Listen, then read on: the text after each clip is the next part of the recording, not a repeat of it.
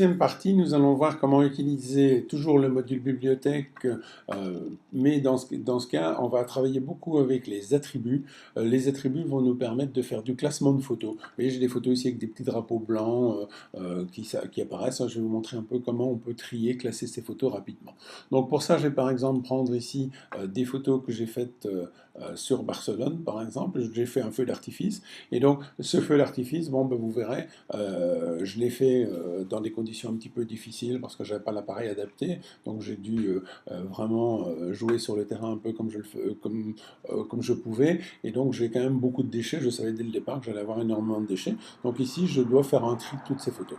Donc pour faire un tri, le plus simple, on va double-cliquer dessus et on va avoir la photo qui va apparaître. Donc là, on peut se faire un choix en disant d'abord, est-ce que la photo, je la prends ou je la prends pas. Donc si je la prends dans un premier temps, je vais utiliser la touche P. La touche P, si je frappe simplement le P, il me dit elle est marquée comme retenue. Donc si je tape le G pour revenir en mode gris, vous voyez, j'ai un petit drapeau ici qui est venu se mettre devant pour montrer qu'elle était retenue.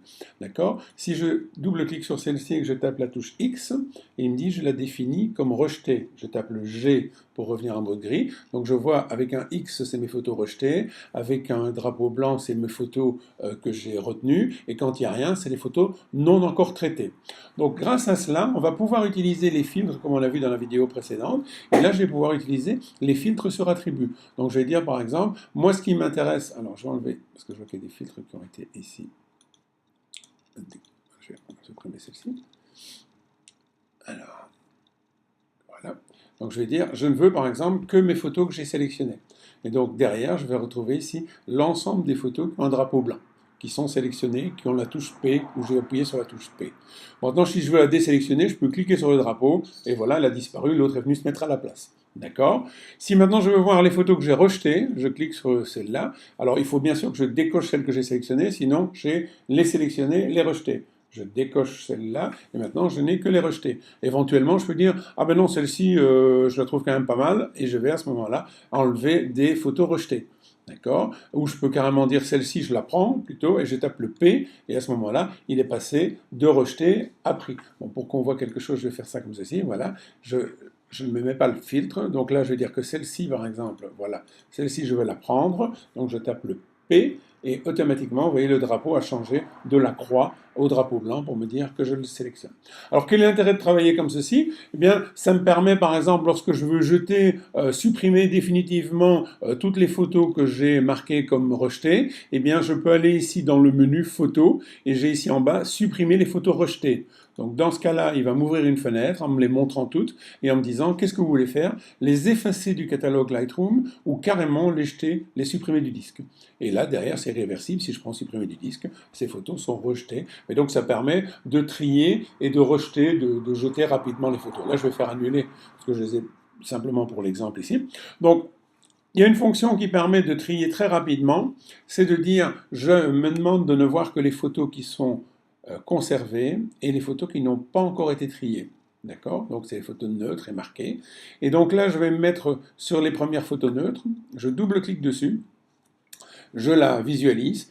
Donc là, si elle me convient, je fais P, si elle ne me convient pas, je fais X. Donc si je fais P, il me dit je la marque comme retenue. Ici en bas, il affiche ce petit drapeau blanc. Si cette barre ne s'affiche pas, vous pouvez taper la touche T et la barre va apparaître. J'appuie sur T, elle disparaît. J'appuie sur T, elle apparaît. Donc ça vous permet de bien voir cette barre ici qui va vous permettre de le faire.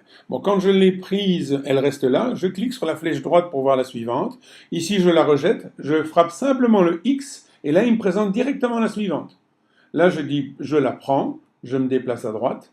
Je fais X, ça c'est pas bon, je fais X, et vous voyez, je n'ai rien d'autre à faire que taper le X, et il me présente les photos suivantes, donc ce qui me permet d'aller très très rapidement à ce niveau-là.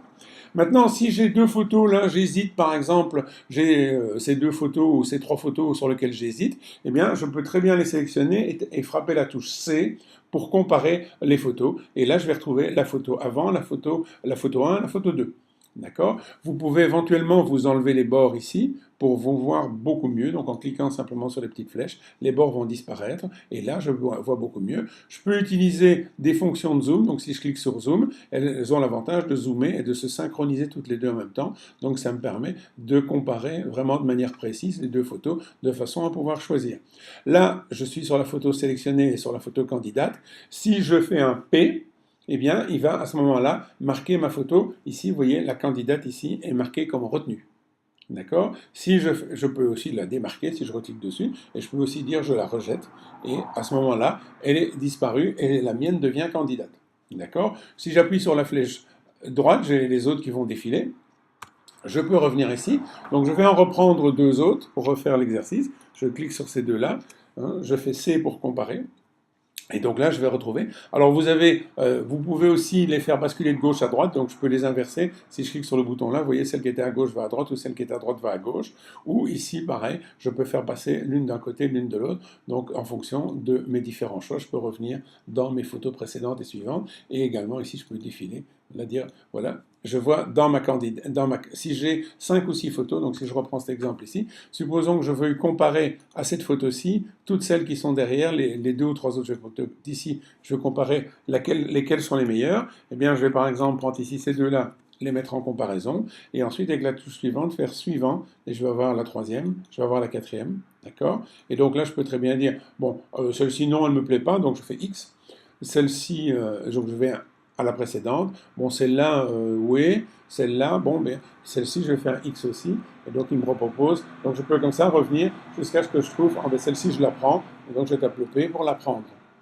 Donc ça me permet vraiment de comparer tout en zoomant. Le zoom ne se fait que sur la photo principale, mais ensuite vous pouvez déplacer dans vos deux photos pour aller comparer l'ensemble des éléments par rapport à ça. Si j'ai terminé, je clique sur terminer et je reviens soit en vue plein écran, soit en vue gris par rapport à mes éléments. Donc c'est assez pratique parce que ça permet d'aller très très vite dans le classement, très très vite dans le rejet des photos qui sont carrément mauvaises, c'est pas la peine, mais elles ne sont pas pour autant éliminées. Donc à tout moment, je peux simplement, si je libère ici mes éléments, voir par exemple toutes les photos que je n'ai, en cliquant sur celle du milieu, les photos neutres, ben, je vois toutes les photos que je n'ai pas encore triées. Si je clique uniquement sur la partie gauche et que je déclique sur les neutres, je vois toutes les photos que j'ai déjà sélectionnées. Et dans l'autre sens, si je veux voir toutes celles que j'ai rejetées, ben, je clique sur le dernier à droite et là je vois à ce moment-là toutes les photos que j'ai rejetées. D'accord? Donc ensuite, on peut éventuellement attribuer des notes. Donc si je prends par exemple ici mes photos que j'ai retenues, bien, vous voyez qu'il y a un certain nombre d'étoiles qui sont attribuées. Donc soit vous le faites en cliquant ici, je lui mets 2 étoiles ou 3 étoiles, vous voyez, hein, je lui mets 5 étoiles. Donc ça, vous pouvez le faire. Et vous pourrez aussi, dans le module ici, rechercher toutes les photos. Par exemple, je vais rechercher toutes les photos qui ont 3 étoiles. Eh bien, je clique simplement 3 étoiles. Et vous voyez, je vais retrouver toutes les photos qui sont plus grandes ou égales à 3 étoiles. D'accord? Je vais retrouver celles qui sont à 2. Je vais retrouver uniquement celles qui sont à 5 étoiles. Eh bien, je vais retrouver à ce moment-là les photos qui sont à 5 étoiles. Donc, ça vous permet comme ça vraiment de pouvoir retrouver les éléments comme vous le souhaitez à partir de ces données de façon à affiner votre recherche par rapport à ces différents éléments. On peut aussi attribuer des couleurs si on le souhaite. Hein. Donc, vous avez ici des petits marqueurs en bas qui vous permettent de mettre des couleurs. Donc, je peux très bien dire, bah, celle-là, je lui donne une couleur rouge, par exemple, quand elle est publiée sur un site web, par exemple. Celle-là, je dois bientôt la publier, je vais le mettre en jaune, donc de façon à savoir ce que je veux faire. Ou celle-là, je veux pouvoir l'imprimer, je vais lui mettre un code bleu. Et donc, après, ça me permettra, si je mets sur celle-ci et sur celle-ci, par exemple, eh bien, par la suite, je pourrais dire, bah, moi, je veux retrouver toutes les photos que je dois imprimer. Je clique sur le bleu, et là, je vais me redonner la collection de toutes les photos qui sont libellées en bleu. Donc ça permet comme ça vraiment de les retrouver facilement par rapport à des classements que vous pourriez faire au niveau des éléments à réaliser à l'intérieur de toutes ces données disponibles. Voilà un peu la vue d'ensemble de ce qu'on peut faire avec le module tri de photos par attribut qui est disponible dans Lightroom, qui est très très puissant et qui permet d'aller très très vite lorsqu'on veut trier ces différents attributs. Bon, on a aussi différents modes de visualisation dans le module, donc le module gris qui est ici, le module photo par photo qu'on a vu tout à l'heure, le module de comparaison où on peut comparer plusieurs photos. Donc tous ces modules sont disponibles au niveau de la présentation ici, donc les modules avec des cadres où je peux à ce moment-là choisir. Et également, ici, vous avez la possibilité de personnaliser votre barre barre en bas et d'ajouter par exemple un système de notes là en dessous, d'ajouter un système de libellé de couleurs, d'ajouter le système de marquage. Donc tout ça, vous pouvez les ajouter directement dans vos éléments qui vous serviront ensuite à gérer l'ensemble de vos attributs. Et bien sûr, vous pourrez à partir de là faire des filtres, faire des tris sur l'ensemble de vos photos grâce à ces différents attributs de couleurs, grâce à différents attributs de marqueurs. Voilà pour cette partie, cette deuxième partie de l'utilisation du module bibliothèque.